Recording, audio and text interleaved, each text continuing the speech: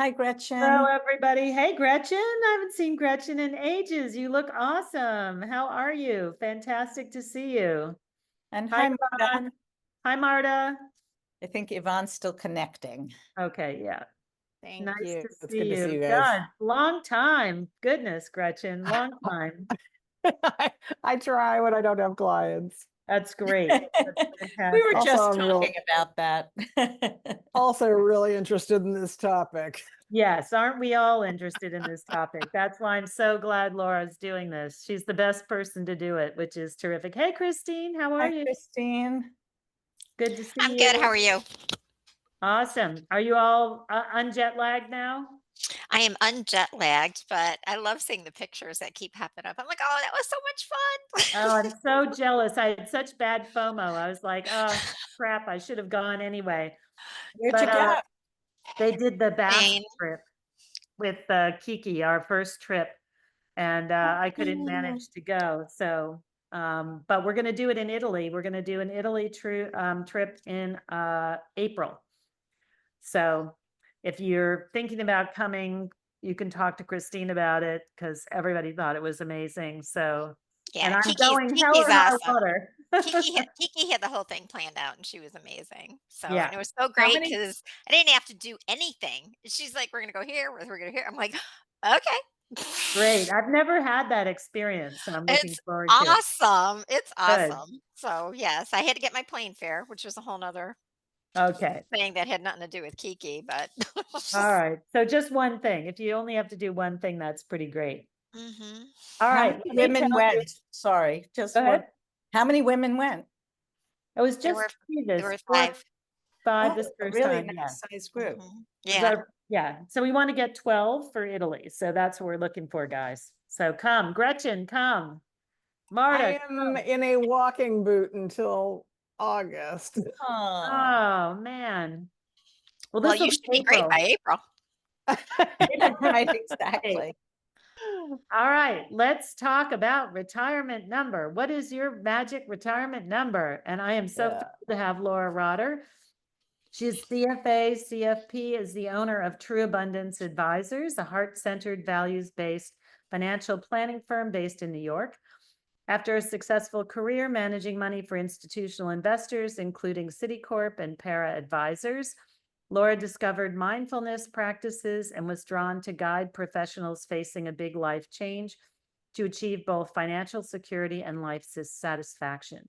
Since making her shift, she has been featured in CNBC, the Wall Street Journal, the New York Times, the Westchester Senior Voice, and is on the advisory council of Impact 100 Westchester, a women's group giving organization. And she's just a great member of Covey Club. And I love my women who know money since that is not my wheelhouse. So Laura, take it away. And we just need to end at 55. Just keep that in mind. At 55, we need to be done so we can do your giveaway and then talk about what's coming up. Great. And I also hope I can take questions in the middle of the presentation and certainly after the presentation. I have some slides to share, but before I do, and then I won't be able to see your beautiful faces as well. I want to start with a brief centering meditation to arrive. I know we all sort of hop into these Zoom spaces with still holding on to energy from what we were doing right before. So I invite you all to uncross your legs and to take your palms face down on your thighs. Maybe pull your arms back a bit so that your shoulders are over your hips, over your seat. And if it's comfortable for you, you can close your eyes. Otherwise, I suggest softening your gaze. And just take a deep breath to arrive. You might feel the air through your nostrils coming in, cooling, and then going out heated. Recognize how you're supported by your seat and by the earth beneath that seat. And I invite you just to open to the truth of this moment? How does the air feel in this moment? Are there any sounds in the background? And are there any emotions coming up for you? We're going to talk about money, tends to be an emotional subject. So my invitation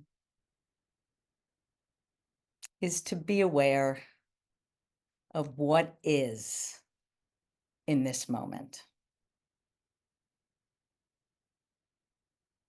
We'll take 3 deep breaths in, inhaling and letting that go.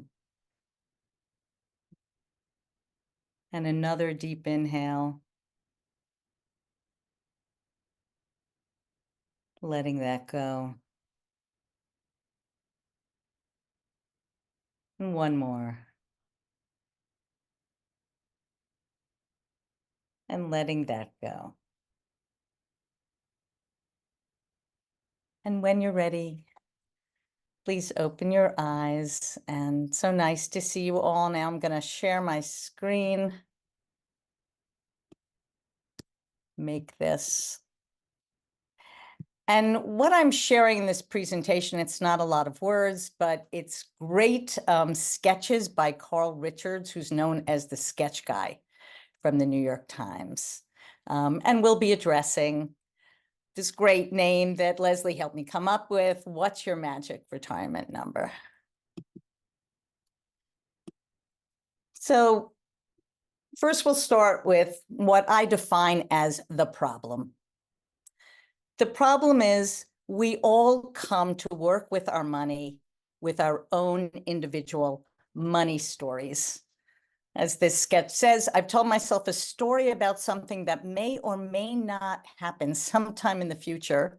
And in reality, I've let a problem have me.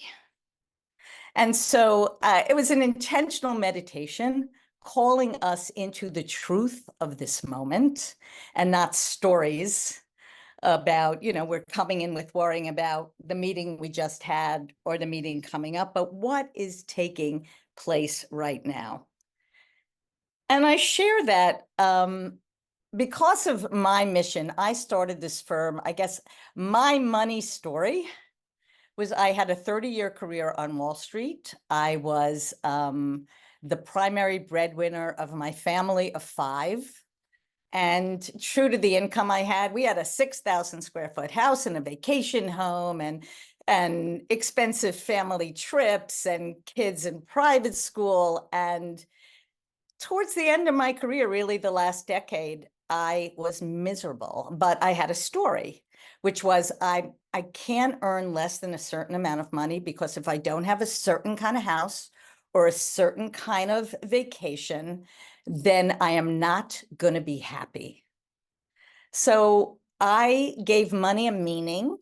Money for me was equated to happiness. And therefore, the one thing I could measure, my income, the money in the bank, was what I measured because I couldn't measure happiness. And through mindfulness practices, I studied meditation, I studied yoga, became a yoga teacher, which I did at night while I was still working. I then developed what I call my mission statement, which is to educate, enlighten, and encourage others to be present to what actually is, and not the story of what is, so that they can make choices with purpose. Because as I started to work as a financial advisor with individuals, I realized so many people came to me with, mostly stories of scarcity that had little to do with how much money was in their bank account and everything to do with how they grew up and the messages they got from their parents and just the sense they had of where they were with regards to their financial resources. And so let's see if I click here, does it go to the next slide? So the next slide is that indeed money equals feelings. And one of the first questions I ask when I start to work with someone, when someone contacts me and says, I'd like to look into having a relationship, I ask the question, what about money is important to you? And I'm going to actually stop the share for a minute, because if anybody's comfortable, I'm curious how you would answer that question. Ask the question again. What about money is important to you? So Gretchen, please answer. For me, it represents security, safety, protection, Thank power. you. Power. That's interesting. That's different than security. Can you say a little bit more about that? Yeah, my one big fear in life is that my genetic conditions will result in a lot of really costly medical stuff at the end of my life. And so for me, having the choice to live how I want to live is really important, and is what has driven me to work to the point that I have worked. And so I feel like I have power over something that I'm actually kind of powerless over. Thank you so much for sharing that. Mandy? So for the last, I guess, almost 20 years, I sold my condo in 2002, and I've been renting. And then in the past 15 years, I've been living with people. So I've lost my sense of stability. And recently I talked to my mother's financial person, and he said, well, there's always inheritance, which I think is not a wise way to live your life. So I know I have a good bank account, but I'm cash poor. So I have to, I'm building a cash reserve. And I guess what money means to me is stability. I do come from a family with health issues, and I do know it costs about $6,000 a month to get assisted or care in the Midwest, where I never thought I would live. But anyhow, I'm here, and I haven't planned for retirement, so that's why I'm listening. Thank you for sharing that. And stability is definitely one of the answers I hear when I ask that question. And I'm bringing this up because I want all of us to recognize that we give meaning to our money. Money is something we can measure. It's easy to see. It's in a bank. It's in an investment account. We get a paycheck. And yet there's a story behind it. Whether or not we're not going to judge the story, we're just going to say that there may be other ways, and to achieve a feeling, a sense of stability, independent of or together with our financial resources, and that they're intertwined, and that you can, as you may already know, Mandy, you can have all the money that you need in the bank and yet not have a feeling of stability. And I have also worked with people who have very little money in the bank and yet feel stable. So just want to point out the connection and lack of connection between the two. And that part of doing our work with our money is recognizing what we're bringing, what story we're bringing to our money. Before I go back to the slides and can't see you all as well, anyone have anything else to share or a question? Okay. So now back to, and Mandy, I see your hand, but I'm assuming that was from what you just shared. Thank you.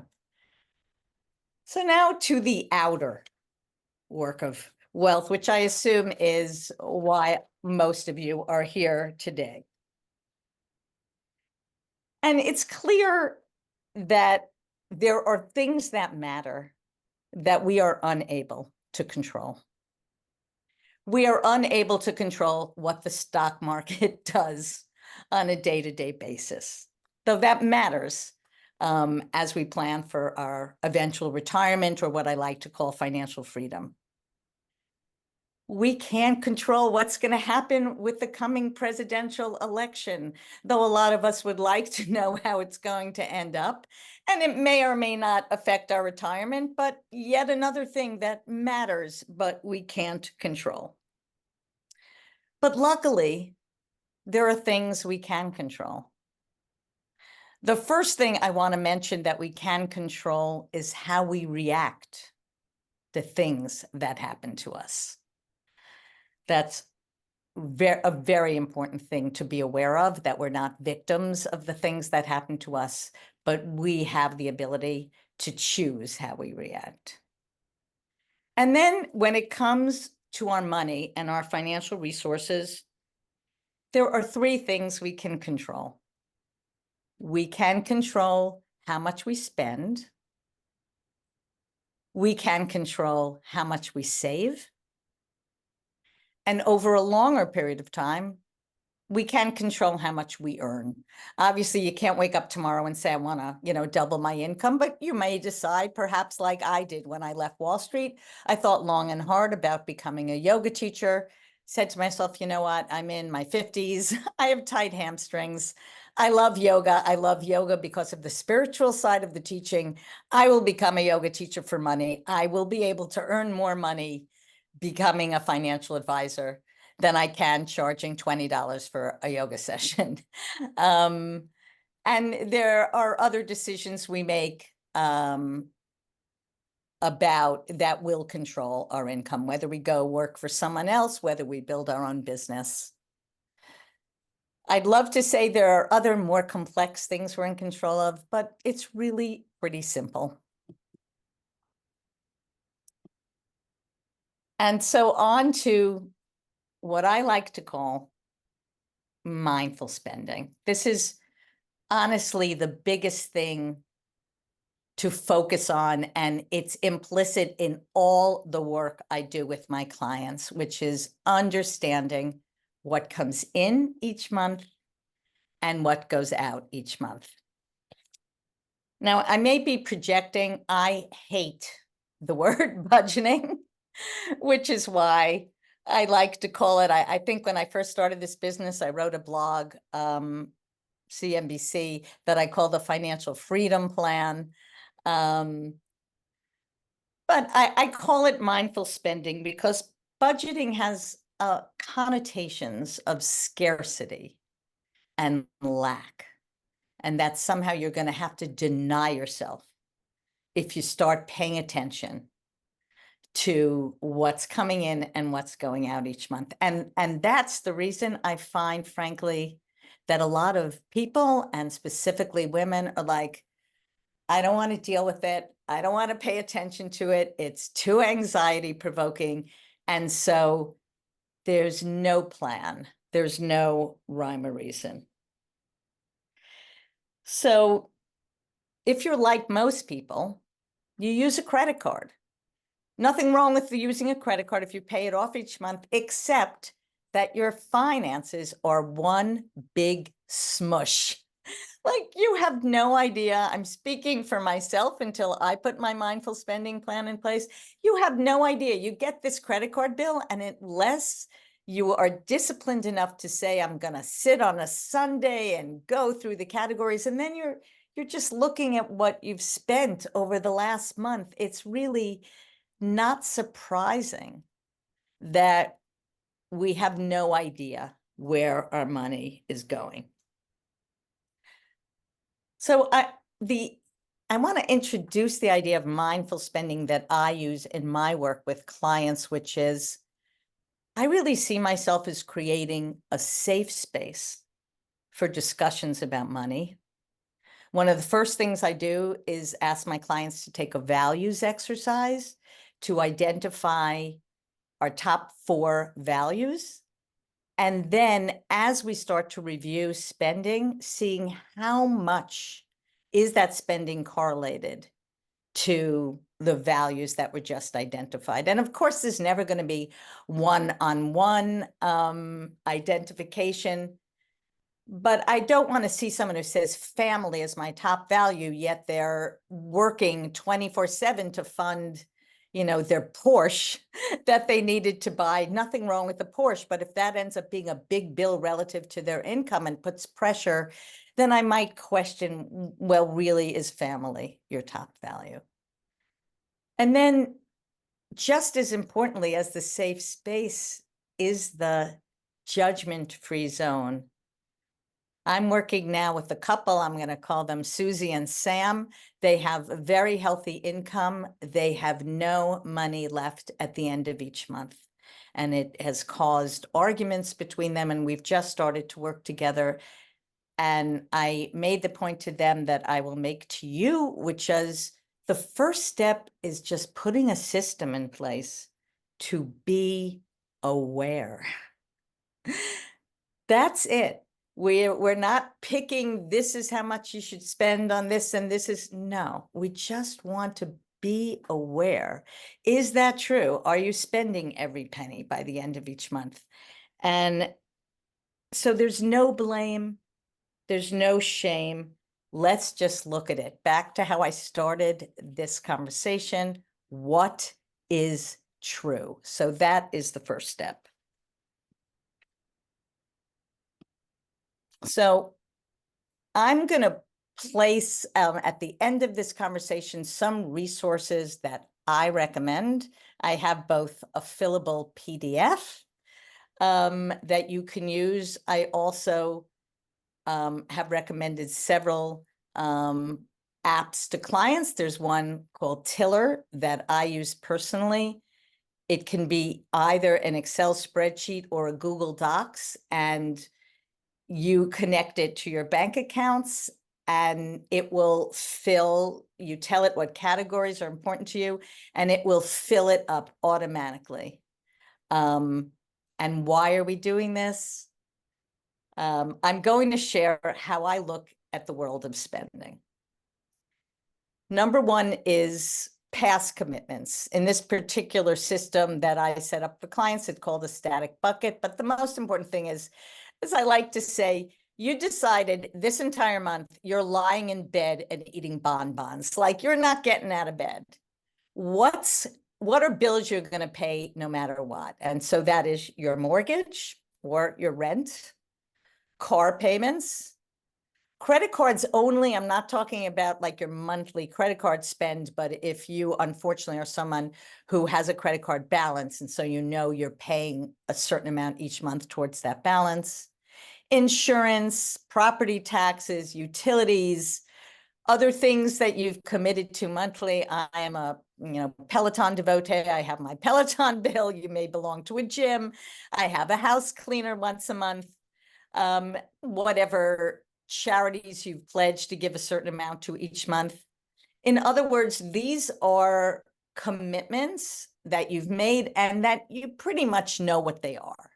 Your utilities may be the one thing that fluctuates a little bit, but you have a sense of what this is. And so the first thing I'm going to ask you to do when you leave this meeting and make a commitment is to just understand what are those expenses you've already committed to.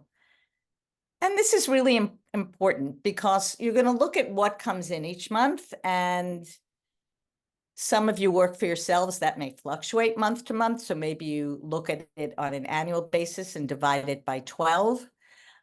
Some of you may be W-2 employees, in which case we're talking about after taxes, after what comes out of your paycheck, not only towards 401k, but towards health insurance or disability insurance, what actually comes in each month. And ideally, these past commitments represent at most half of that number. If it represents more, and certainly we all might, I can talk about my own kids who live in the New York metropolitan area. They graduate from college their rent, even though they're sharing a studio with 4 other people, I mean, their rent is pretty high, and it's hard when you're young for it to be 50%. On the other hand, it's hard to spend money on fun and save if you have an expensive car payment, an expensive mortgage payment, and you've committed yourself to Netflix and Apple TV and Hulu. And, you can see how these things, without even realizing it, can add up. And suddenly you feel like, I don't even spend money. I don't even go out. And yet a lot is already coming out of your bank account. So past commitments is the first thing, sort of the easiest thing to categorize. And another thing about doing this work is you might realize suddenly, like I did at one point, I'm still paying for Weight Watchers, and I don't use Weight Watchers anymore. Why am I paying for that app? And it's a great way to just be aware of what you're being charged each month that you may or may not be interested in paying for. And then this is the present choices. And some financial advisors may not put groceries and gas in present choices because we all need to eat and we all need to fill up our car. I do, because I live in an area where I could choose to go to Costco and Trader Joe's, or I could go to Whole Foods. And there's a big difference when I choose Whole Foods over the others. Or in the same way I talked about income, over time, you could decide, you know what, I'm going to drive a Prius as opposed to driving, what is that, an Esplanade, one of those huge gas guzzling SUVs. And so I think that those expenses are within our control. I think it's easier to understand or make sure, this is really the bucket that we have the most choices about. I think the easiest thing is to say, okay, 50% I know, it's committed, I know what that number is. And then let's say I want to save 20% a month. So I've got 30% of what comes in each month to spend on, I'll just call this the fun bucket. I have clients who are like, love real details, and they'll come to me and then they say, I spent this much on shoes and this much on movies. And I'm like, I don't care. I just like, this is your one big bucket. Maybe you buy an outfit on sale, and maybe you take your friends out to lunch. It's all the same thing. It falls into the same bucket. But be aware, the people I work with that really need to be on top of their present choices will say, okay, let's say you're spending, I'm going to pick a round number. You want to spend $100 a week. You're not living in New York if you're spending $100 a week, but let's say the number's $100 a week. Put that $100, automate that to put into a separate checking account, and either only withdraw cash, or more likely, an easier thing to do, you're giving up credit card points, but use your debit card. So then you can check, like, wow, it's Wednesday and I have $10 left. And then that's a piece of information. That's mindfulness. You don't beat up on yourself, but you say, oh. And then you transfer more money into that account. It's not meant to be a sense of scarcity and judgment, but most of us don't have that information. And if it's a piece of information you need because you feel like you're spending too much, I think it's something I did when I first left Wall Street for a while. And then finally, this 10 to 20% of saving for future needs and wants. It could be part of your retirement savings, but a lot of us either put money in a solo 401k at the end of the year based on what we've earned, or if we're W-2 employees, put it in a 401k. But I think it's important to know I spend this much a year on vacation, so I'm going to divide that by 12 and put a little bit each month into a vacation fund. There are banks like Ally Bank that let you actually make buckets of savings, so you don't have to open a whole new account. Maybe you know that Christmas gifts are a big expenditure for you at the end, in December of each year. Well, start saving towards Christmas gifts. I had, a client of mine took a trip to Hawaii and said, it's the first time, Laura, that I haven't put my trip on a credit card because I was saving towards this trip all year. So I think this is important. This is also to speak to, I think Mandy said something about an emergency fund, knowing that you have money in the bank, and nowadays you can actually make 4 or 5% in the bank, but money in the bank that will cover your next, depending on how stable your employment is, at least 3 to 6 months of your needs. So if something were to happen, that you know that money is there and it's not going on a credit card that has a 24% interest rate. So before I go on to discuss investing, any questions about how to start tracking what's coming in and what's going out, or about how to look at your spending?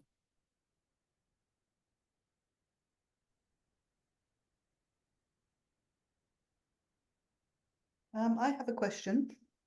Sure, Martha. Hi. So that was really helpful. My question is embarrassingly basic. How do you decide what the incoming is if you're not on a monthly salary? I have for a long time had my own business, been freelance, been a consultant, all sorts of things. Happily reached the point where I kind of decided to retire about 2 years ago, and we have, most of our, no, it's very, very good. With mortgages all paid off. We don't have car loans or any of those kinds of things. I think when I look at those buckets, I'm pretty sensible about it. My husband's a bit more frugal than I am, but it's under control. But what I don't understand about this wonderful position that I'm in is, other than saying I've got to measure it against what I'm spending, how do I give myself a sum of money, which is my income? We can talk about that, I guess, when I do the retirement paycheck. Okay, all right. I'll Then talk we'll, about yeah. that. And then I can address that specifically. And Leslie, I know your face isn't there, but are you monitoring the chat? Because I am not.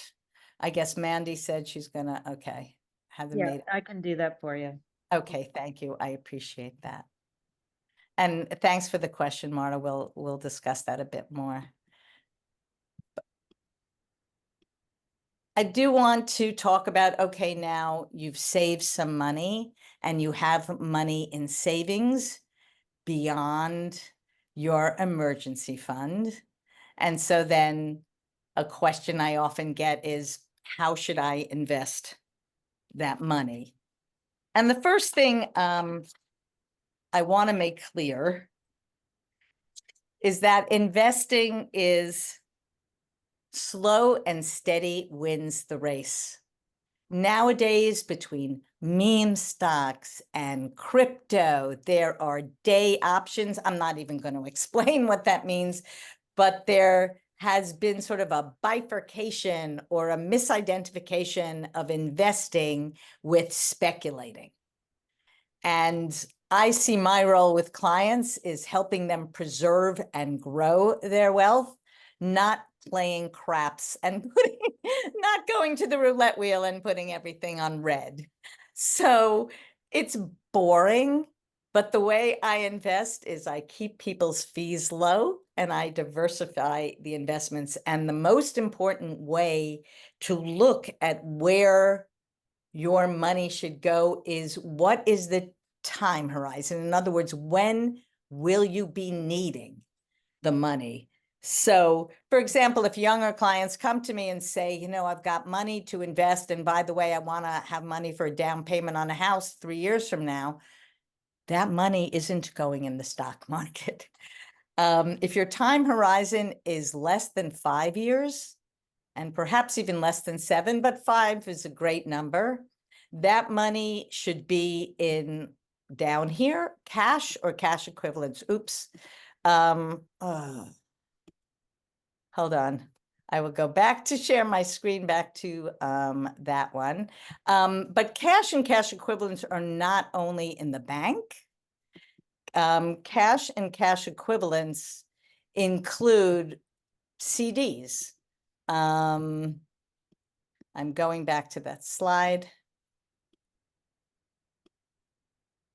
And play from current slide. So it's not just in your bank account, but you can buy US government bonds that have specific maturities. You can buy municipal bonds, but investments that will not lose their value because of risk. You do not want to be taking risk in the investment. If you know you don't need it for 3 years, you can buy a 2-year CD, for example, but sleep at night money is the way I put it. And then for the money that you need beyond 5 years, then I recommend conservative stocks and bonds. That is either mutual funds or exchange traded funds. In other words, pools of money. I don't believe in buying individual stocks. Individual stocks would be more volatile investments, more risky investments that you can do with your play money after you know perhaps 1% of your money. But the bulk of your money you want to have in a core portfolio of longer term bonds and stocks. And frankly, the mix, whether you should have 60% of your money in stocks, which are pieces, large pools of investments that contain a lot of stocks, and some international and some emerging markets and some US and some smaller company and some larger company, that you don't need to touch for a long time, because that's where it's appropriate to take risk. It has unlimited upside and downside, but if you buy a diversified portfolio, it ain't going to zero. And bonds would represent somewhere around 30 to 40% of your portfolio. But for each person I work with, it's an individual determination based on, again, the stability of other parts of their lives, how comfortable they are taking risk, and frankly, how much risk they need to achieve their goals. But what I want you to come away from when looking at this pyramid is it's really just the bottom two that we're looking at: more volatile investments or more risky investments. That's for fun.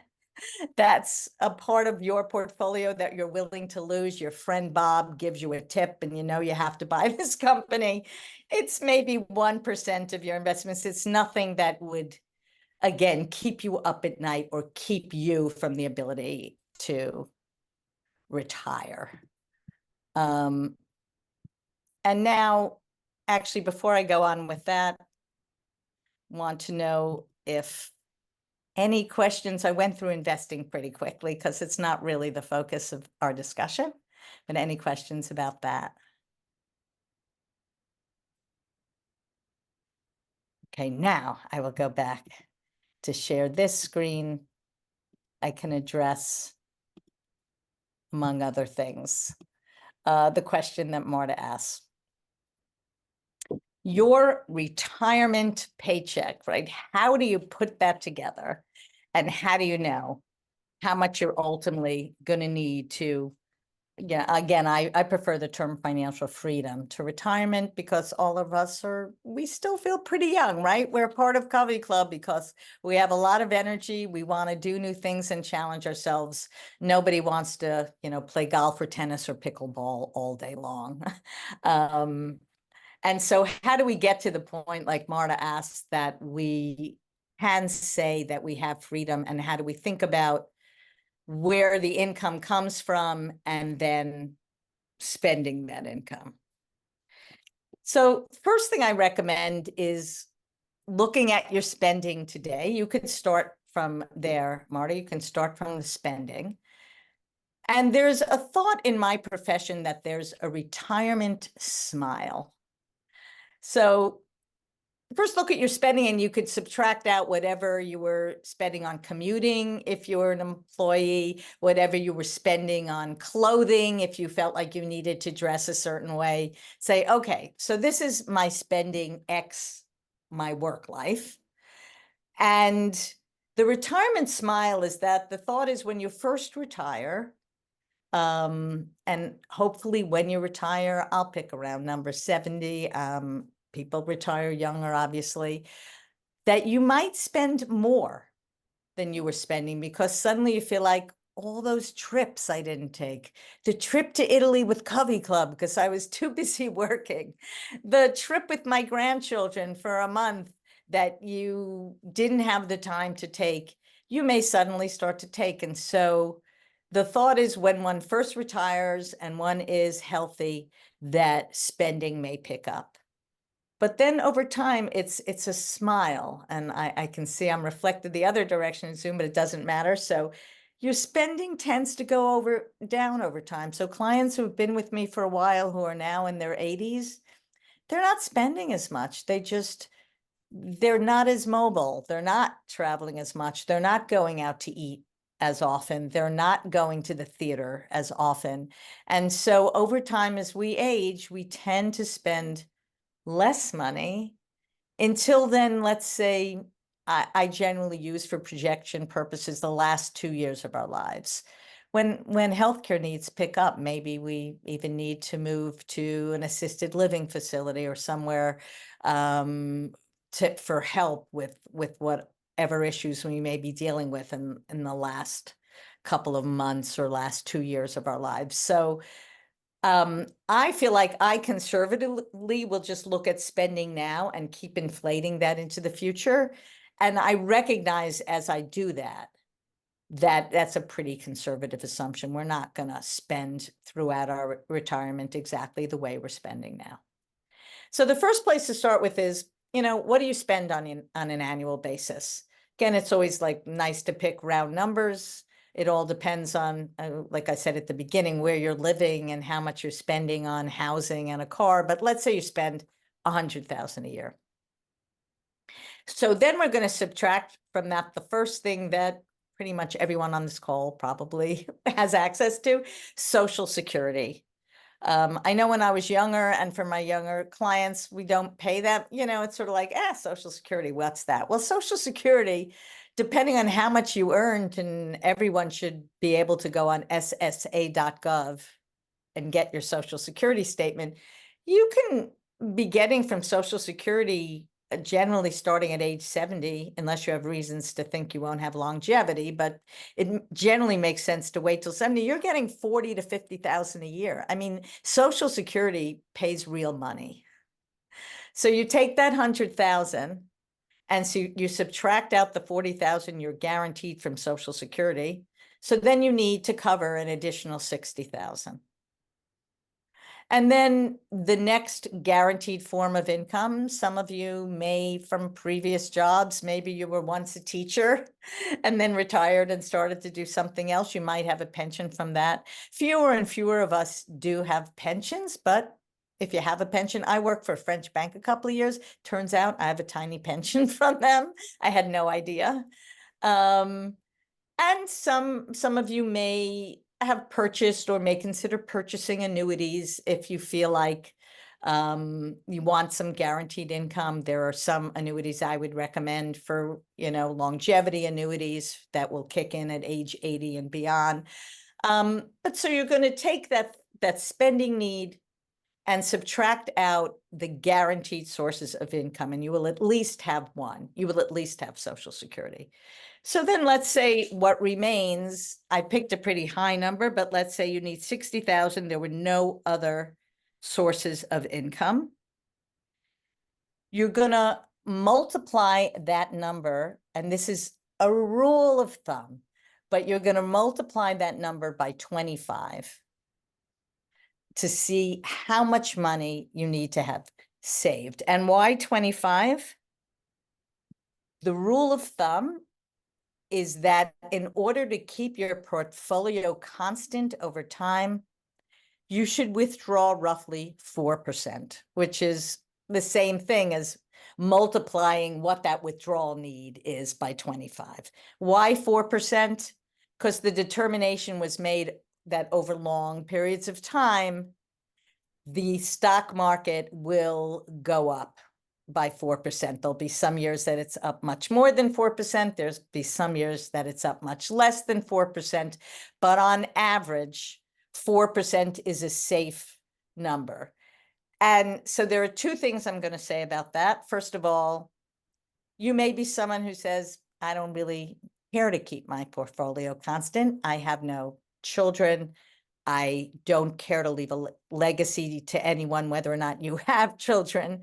In which case, it may be safer to withdraw a bit more because you're not looking to keep that portfolio constant. You're looking over time for the balance to go down. So the 4% rule, number one, is based on the idea that you want to be left at the end of your life with pretty much the same portfolio. The second reason to question the rule of thumb and the work that I do with clients is if you're willing to say, for example, retirement spending smile. Right now, I want to withdraw more than 4% because I want to take that cruise that I couldn't take when I was working my ass off and didn't have any time. And I'm willing to consider if my financial advisor or you yourself set up a system that then there's a bad year in the market. And not that you'd have to cut your spending draconianly, but I have clients who now withdrawing are, let's say, 6% with the agreement that if their portfolio loses 30%, we'll cut their spending by 5%. I have software I use, but in other words, the idea that if you're willing to reduce your spending, if what's out of your control, the stock market, does not comply and goes down much more than anticipated, then you can start spending more. If on the other hand, I'm looking at someone who says, no, I'm buying this home and I can't reduce my spending, well, then it makes sense to start more conservatively. So to answer your question, Marta, I might say, okay, this is how much I'm spending each year. This is how much of what I'm spending is guaranteed. You or your husband have a pension, Social Security. Multiply that, just rule of thumb 25. And if you have dramatically more than that, then like, hey, you can actually think about spending more. And if you're spending less than that, then maybe think about, oh, okay, what are my resources? But that's without knowing anything about your situation. That's and you may have a money story that has you, certainly it sounds like your husband may have a money story that has him wanting to spend less than he may be able to spend. And just something to be aware of. Any questions about that? Because that's like a very quick and dirty way to reduce retirement spending to something understandable.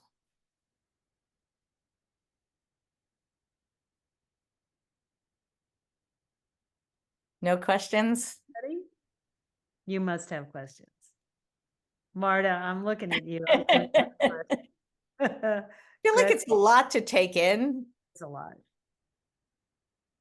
Yeah, I mean, I think that all makes I found that sense. really helpful. What's that? Go ahead, Christine. No, everything you said makes sense. I mean, it just kind of, how did you get that number for Social Security though? What did you say? It was 50,000 a year? So go on ssa.gov and you will see what your Social Security benefit is. And it's Okay. actually interesting. It's generally, the report is several pages. So you can see, oh my God, I was earning 20,000 a year in 19. It will have your entire earnings record.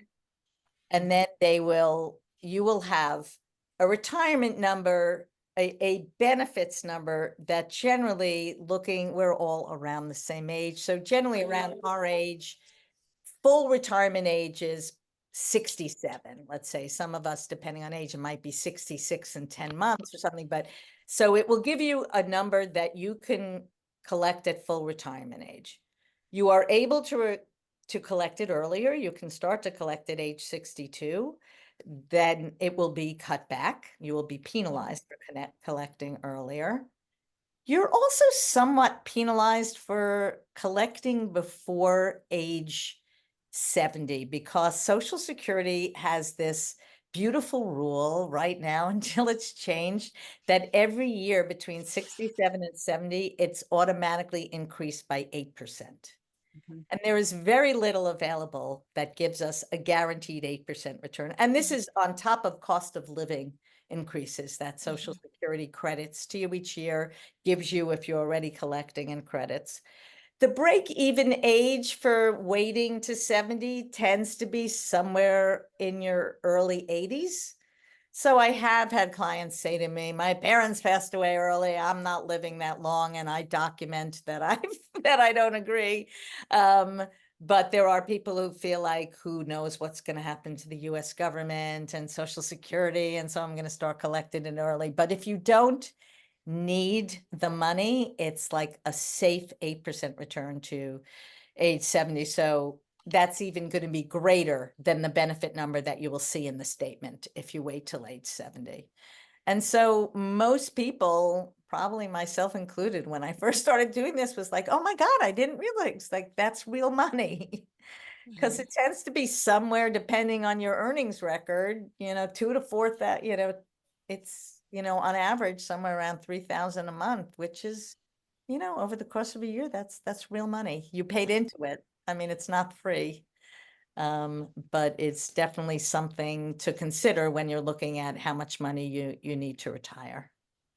Gretchen has a question for Yeah. you. Go ahead. Any special considerations or tweaks to these formulas or budgeting models for those of us living in high cost areas like Los Angeles? Unfortunately not, right? Because that high cost area is gonna, I mean, the biggest impact is gonna be whatever the cost of your home is. And that's a decision, right? There are certainly people who have more flexibility in where they live who might say, well, like I told you, younger people in expensive areas are likely going to have difficulty keeping their needs to 50% or lower than their income. And so that can either be remedied by moving somewhere cheaper, or recognize that basically, I mean, I have a story. I have clients came to me. I mostly work with people around 50 years old or so, but I've been having more couples in their 40s.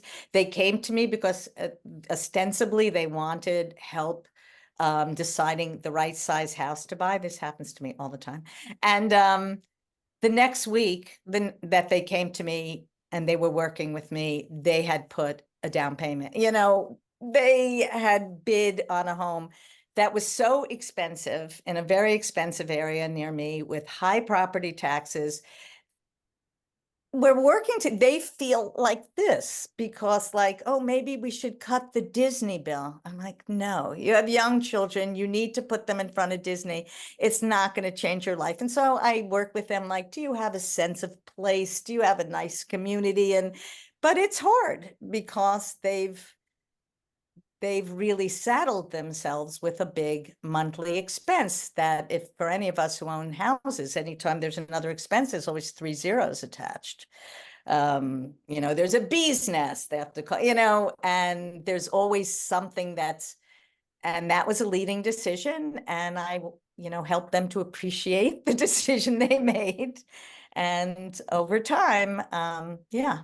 So yes, housing is a big consideration, and where you live. And I also often say to parents who want to help with the down payment in an expensive place for their kids, and I say, do you want them to always want to keep up with the Joneses, and they're the only ones who aren't going to Aruba every time there's a vacation? I mean, keep that in mind. Even if you're helping them pay for the house, and the house monthly payment might not be that high, but everybody is going to join a golf club, and do you want them to always feel less than and always needing to be catching up? So these are important decisions to make.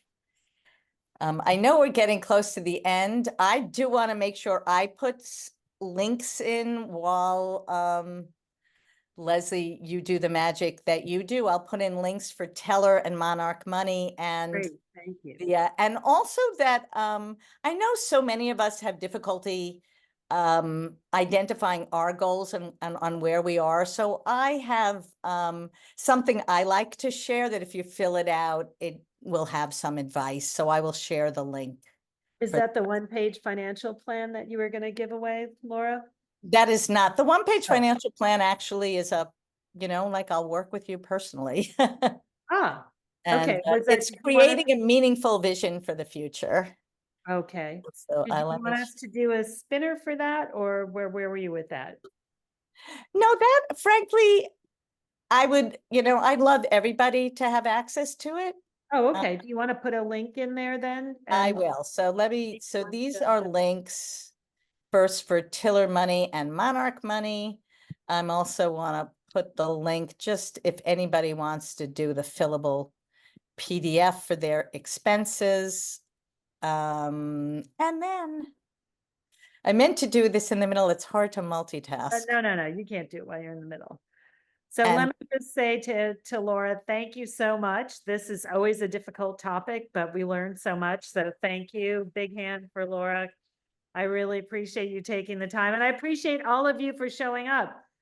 Money's not the most exciting topic we do, but it's an important one. And when we have experts like Laura in the club, I really like to have them bring their brilliance to what we do. So let me just tell you what else is coming. Simplify Your Life in 30 Days. We're doing that challenge. You can jump in. It's really fun. We meet up on Thursday evenings for 15 minutes, and it's a whole 5 minutes a day program to get yourself cleaned out, cleared out, and moving forward, which is kind of fun. Everybody starts slow and then they go crazy. It's been very successful in the past, so we're doing it again. Covey Club Book Club we're discussing Forever by Pete Hamill. That's Monday at 7 p.m. Monthly EFT tapping circle. If you've never tried EFT for relaxation, it's fantastic. We have a free tapping circle to all members. If you're not, you can buy a ticket Wednesday, July 17th at 12 p.m. And Lauren Fonville does that, and she's awesome. Then we have something new I'm really excited about. It's called Covey Club Speed Networking Hour, Wednesday, July 17th at 2 p.m. We're going to crash you into each other so that you make connections. That's what I love to do. And you can help each other in whatever way you want to. And I'm just going to throw in there, we have a little sheet where you can sign up for our next trip, which is Italy. It's going to be in April. And it'll be early April. I don't have the exact dates yet, but it's coming. But you can sign up just to hear more about it. We're really excited. Kiki, who's a member, does them, and she's just wonderful and personable. And Christine was on the last trip, and it was really, really terrific. So thank you, Laura. Thank you all for spending the time. So appreciate it.